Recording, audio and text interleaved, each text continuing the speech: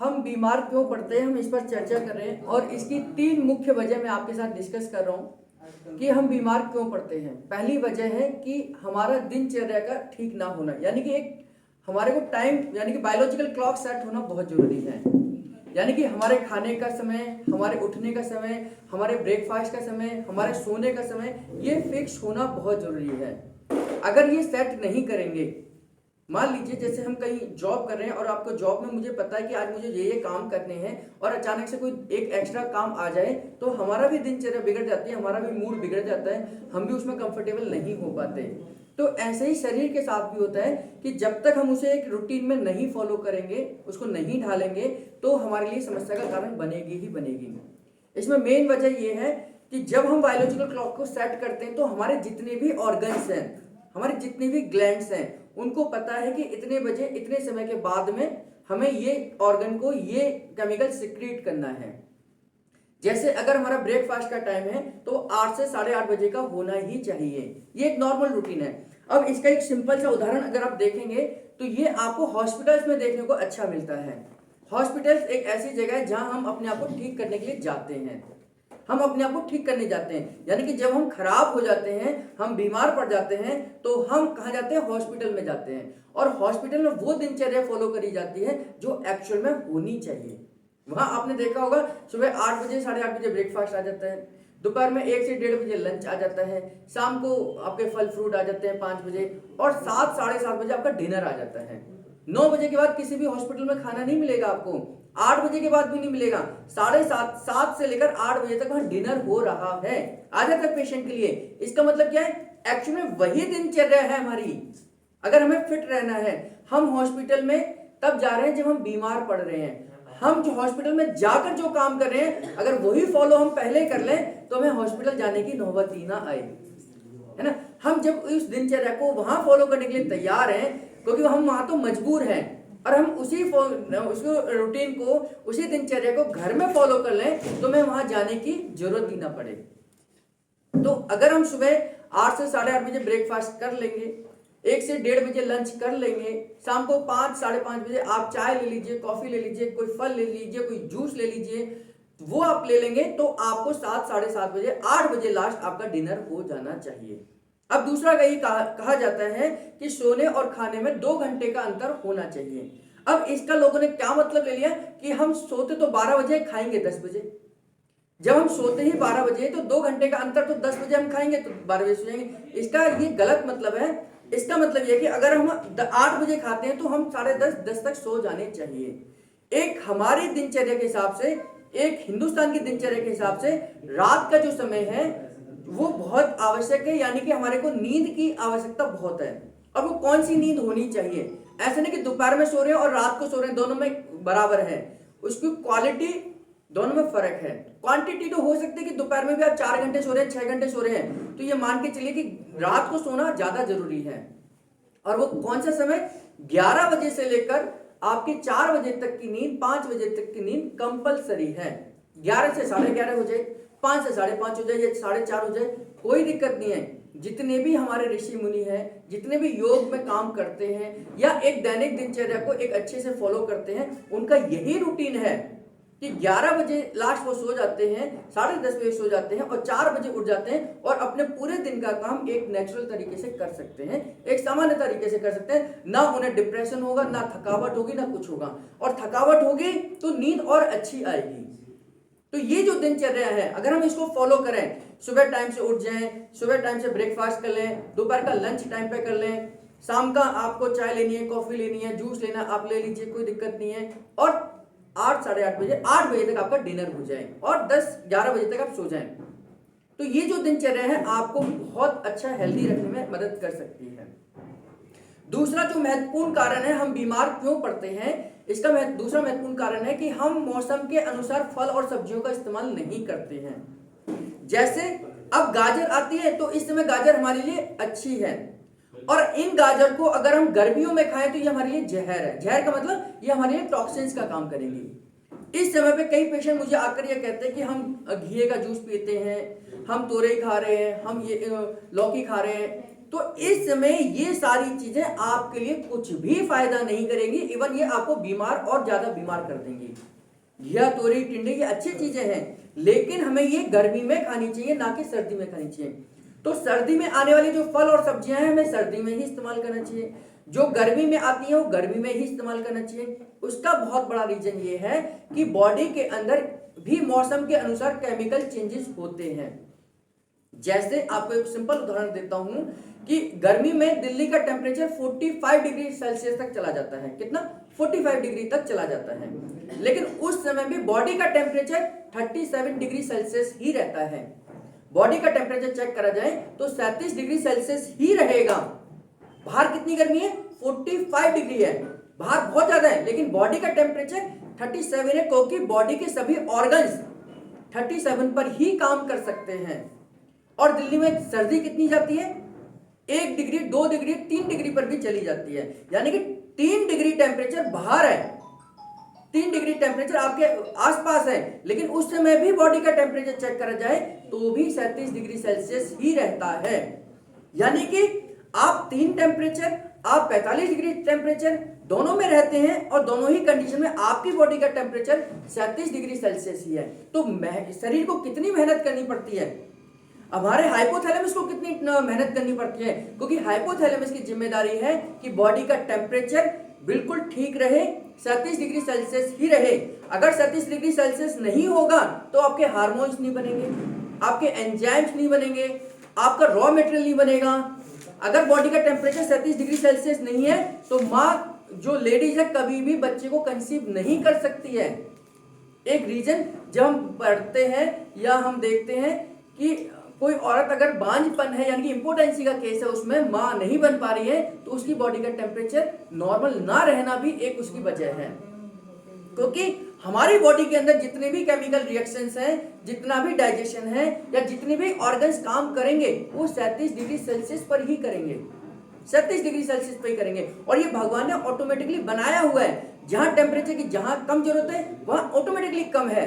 जैसे टेस्टिस के अंदर स्पर्मेटोजुआ यानी कि स्पर्म का बनना, ये मेल की बात कर रहा हूं मैं, उनका टेम्परेचर 1 से 2 डिग्री टेम्परेचर कम होना चाहिए, तभी आपके स्पर्म बनेंगे मेल के अंदर। इसलिए भगवान ने स्क्रोटम को बाहर निकाल दिया है। हमारे टेस्टिस मेल के अंदर वो शरीर से बाहर लटके होते हैं, इसकी वजह है क्योंकि वहां टेम्परेचर अगर 37 डिग्री सेल्सियस अगर वो शरीर के अंदर फिट हो जाते तो वहां स्पर्म कभी भी नहीं बनते। ये लॉजिक है साइंस का, वरना वो सारी चीजें अगर शरीर के अंदर ऑर्गन्स लगा रखे हैं तो स्क्रोटम को नीचे लटकाने की क्या जरूरत है? क्यों? क्योंकि अगर वो नीचे लटके हुए हैं तो इसका मतलब है कि वो 37 डिग्री सेल्सियस में स्पर्म नहीं बना सकते। तो भगवान ने उसे ऑटोमेटिकली 1 डिग्री टेम्परेचर कम करके यानी कि 35 डिग्री सेल्सियस पर हमारे स्पर्म बनते हैं। तो ये नेचुरली सिस्टम हमें फॉलो करना ही पड़ेगा। यानी कि बॉडी के अंदर हाइपोथैलेमस को कितनी मेहनत करनी पड़ती है कि बाहर 3 डिग्री सेल्सियस है और हम 37 डिग्री सेल्सियस है, बाहर 45 डिग्री सेल्सियस है, हम तब भी 37 डिग्री सेल्सियस है। अब दूसरा इसका एक और वजह है कि आपने सुना होगा कि अभी गर्मी की फसल आ रही है, गर्मी में दूसरी फसल होती है, सर्दियों में दूसरी फसल होती है। इसलिए हमने बचपन में पढ़ा था रबी की, खरीफ की, ये फसल वो फसल। क्यों? क्योंकि वातावरण के अनुसार जमीन के अंदर भी चेंजेस होते हैं। क्यों गर्मी को जो गाजर है हम सर्दियों में ही क्यों खाते हैं? क्योंकि उसका बनने का समय जमीन के अंदर वो समय है। तोरी, घिया, टिंडे ये गर्मी में क्यों होते हैं? क्योंकि उस समय जमीन में वही चीज उग सकती है। यानी कि प्रकृति अपने अंदर चेंजेस लेके आ रही है मौसम के अनुसार, तो हमारे अंदर भी चेंजेस होते हैं। और हम उल्टा कर दें इसको, हम गर्मियों में गाजर उसमें घिया, तोरी, टिंडे खाना शुरू कर दें, ये फायदेमंद है, लेकिन ये गर्मी में फायदेमंद है।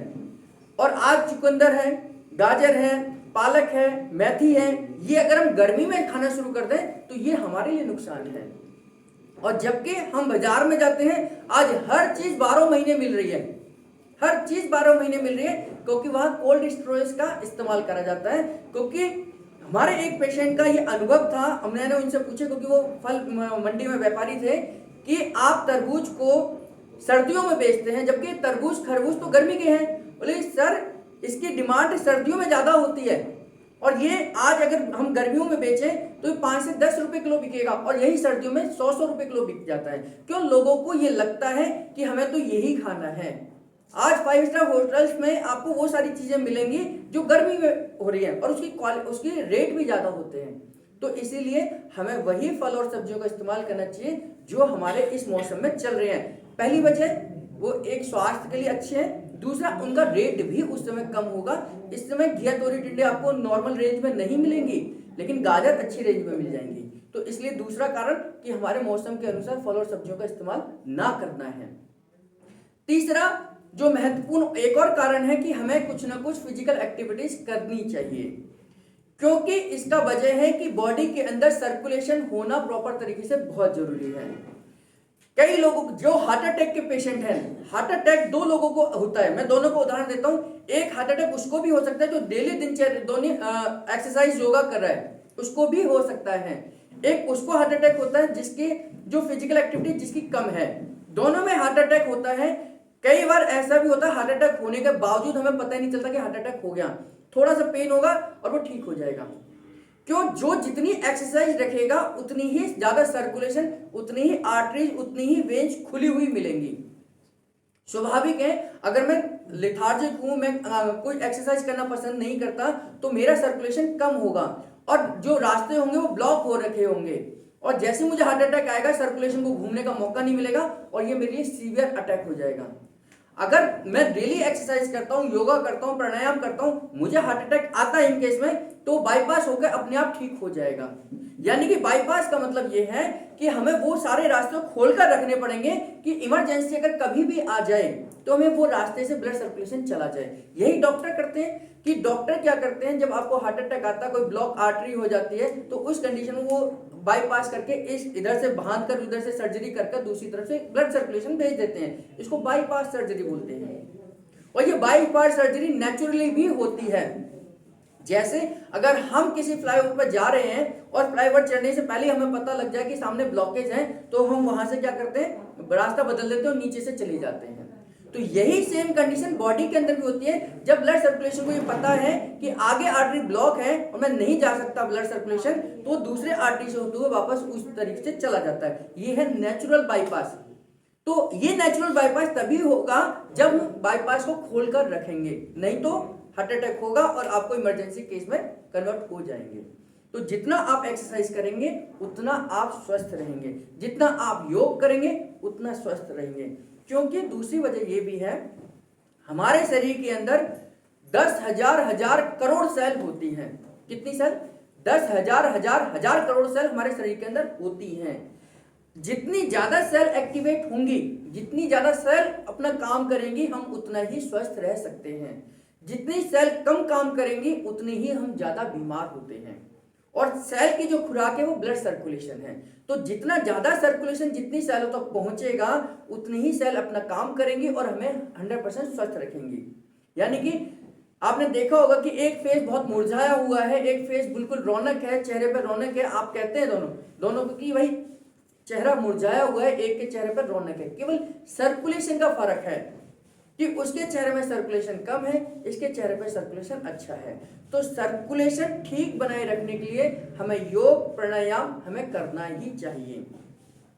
कुछ एक्सरसाइजेज डेली करनी ही चाहिए। आधे से पौन घंटा हमें अपने ऊपर लगाना ही चाहिए। ये आधे से पौन घंटा आपको उसी तरीके से काम करता है जैसे आप सुबह सुबह मोबाइल को चार्ज करते हैं और पूरे दिन उस मोबाइल का इस्तेमाल करते हैं।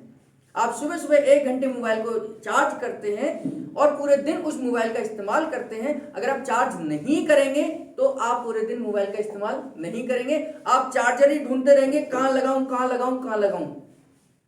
तो यही कंडीशन हमारे शरीर की है। अगर आप आधे से पौन घंटे अपने शरीर के ऊपर लगा लेते हैं तो पूरे दिन आपको फ्रेश रहेंगे, आप काम में अच्छा दे पाएंगे। नहीं तो पूरे दिन यही सोचते रहेंगे, कहाँ मुझे 10 मिनट लग जाए मिल जाए, कहाँ मुझे 5 मिनट मिल जाए मैं थोड़ा रिलैक्स कर लूँ, कहाँ मुझे आधा घंटा मिल जाए मैं लेट कर कहीं रिलैक्स कर लूँ, कि ये जाए तो मैं आराम से रिलैक्स कर लूँ। क्यों? क्योंकि हमने सुबह अपने बैटरी को चार्ज नहीं करा है। तो इसलिए हमें अपनी दिनचर्या को, हमारे को एक्सरसाइज और डाइट को हमें फॉलो ही करना चाहिए। और ये तीनों ही सिस्टम जब पूरी तरीके से काम करते हैं तो हम अपनी बीमारी को, किसी भी बीमारी से बच सकते हैं, चाहे वो कोई भी बीमारी हो। तो डाइट, एक्सरसाइज और ट्रीटमेंट पार्ट यानी कि ट्रीटमेंट पार्ट तब जुड़ेगा आपके साथ जब आप योगा नहीं करेंगे, जब आप एक्सरसाइज नहीं करेंगे, तो आपके साथ वो ट्रीटमेंट पार्ट जुड़ जाएगा। डाइट और एक्सरसाइज और ट्रीटमेंट, अगर आप डाइट कर रहे हैं, एक्सरसाइज प्रॉपर कर रहे हैं, ट्रीटमेंट अगर जरूरत पड़े तो आपको उन ट्रीटमेंट की जरूरत तरफ जाना चाहिए जो आपको कम से कम नुकसान कर ठीक करने की ताकत रखते हैं। उनकी तरफ जाना चाहिए जो आपको साइड इफेक्ट नहीं देते हैं। नेचुरल तरीके से अगर आप किसी बीमारी को ठीक करते हैं तो वो परमानेंट ठीक होगी और लंबे समय तक आप स्वस्थ रह सकते हैं। नहीं तो किसी भी बीमारी को आप दबाने की कोशिश करेंगे, वो उस समय दब जाएगी लेकिन बाद में उभर कर और भयंकर निकल कर आएगी। फॉर एग्जाम्पल के तौर पर अगर आपको बार बार जुकाम हो रहा है और जुकाम के लिए आप एलोपैथी मेडिसिन लेते हैं तो एलोपैथी मेडिसिन के अंदर ताकत है कि आपके जुकाम को रोक सकती है। यही जुकाम धीरे धीरे जुकाम जो आप रोक रहे हैं, एक दिन जाकर साइनोसाइटिस की बीमारी बन जाती है, जिसको बोलते हैं कि नाक में हड्डी बढ़ गई है, और उस कंडीशन में आपको इसका ऑपरेशन कराना पड़ेगा। तो हम जब बीमारी को दबाने की कोशिश करेंगे तो बीमारी अपना भयंकर रूप लेकर दोबारा से उभर कर आएगी, ये निश्चित है। हम जब बीमारी को ठीक करने की कोशिश करेंगे तो ये परमानेंट ठीक होगी और लंबे समय तक आप स्वस्थ रह सकते हैं। तो ये अगर आप तरीका अपनाते हैं, डाइट को अच्छे से फॉलो करते हैं, आप अपनी दिनचर्या को रूटीन से रखते हैं और योगा एक्सरसाइज करते हैं, तो आपको कोई भी बीमारी कभी भी नहीं हो सकती अगर आप सही रूटीन में चल रहे हैं। तो यही कारण है कि हम बीमार क्यों पड़ते हैं। इन तीनों कारणों को अगर आप ध्यान करेंगे तो आप भी बीमार होने से बच सकते हैं।